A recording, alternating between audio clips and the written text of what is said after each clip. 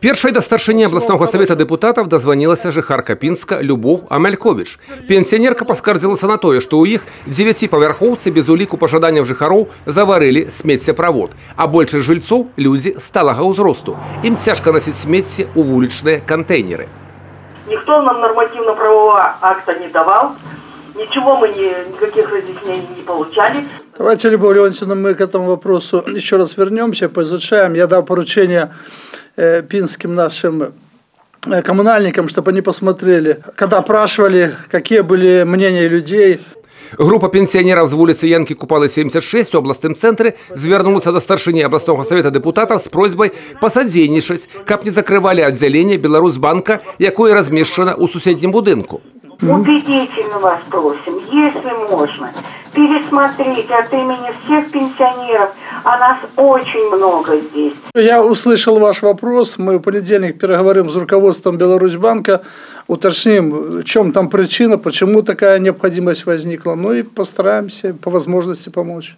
Сям'я з вёсткі Братылава Брэсцкага района скардзілася, што ў вёсцы да новабудоўля ўжо каторы год няма асфальтаванай дарогі, і пасля дажджоў да іх нават хуткая дапамога не зможа даехаць. Вот уже 2 года мы как просим, чтобы нам сделали дорогу, нам все отказывают.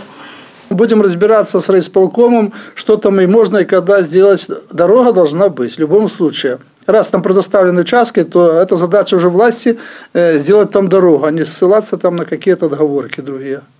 А вось жыхарка Івановска района на прамую лінію патэлефанавала зусім па іншай прычыне. У мінулым жніўні яна ўжо звярталася да Юрыя Наркевіча з просьбай дапамагчы атрымаць застужаную пенсію. Хочу вас просто поблагодарить за то, что вы мой звонок не оставили равнодушным. Было такое. Да, позвонили сюда в райисполком нашей, и меня досрочно отправили на пенсию. Шмат пытання было па рабоце камунальнай гаспадаркі, грамадскага транспарту, арганізацыі аўтамабільнага руху ў абласным цэнтры, рамонце жылля, добраўпарадкаванні тэрыторый. Калі гаварыць аб актыўнасці жыхароў розных рэгіёнаў вобласці, то на гэты раз больш званкоў было з Брэста. Многія з агучаных праблем вырашаліся тут жа падчас прамой лініі. Былі і больш складаныя, якія патрабуюць часу, каб разабрацца ў стане спраў. Такія прамыя тэлефонныя лініі ўлады жыхарамі вобласці дазваляюць больш поўна уявіць праблемы, якія існуюць на месцах, даць ацэнку работы мясцовым органам улады. Юрый Печур, Роман Філюсіч, тэлерадыёкампанія «Брэст».